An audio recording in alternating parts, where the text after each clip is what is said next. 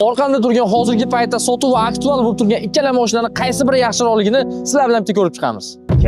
Cobalt'ga bitta yangilik qilib, 10x bilan solishtirish xavfsizmi?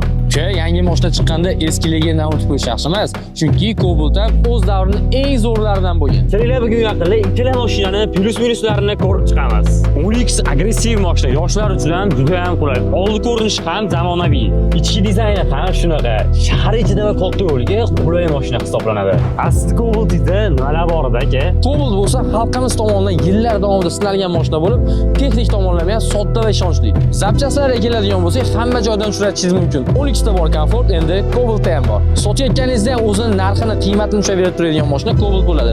10x ga o'xshab rasvochga berib yuboramiz. Zamonaviylik, komfort sevuvchilar uchun esa 10x. Ishonch va o'z qiymatini ushlash kerak bo'lsa, albatta Cobalt. Solishtirsak aka, yana ko'p joy bor. Bu yo'g'ini endi obunachilarga qo'yib beramiz. Cobalt yoki 10x.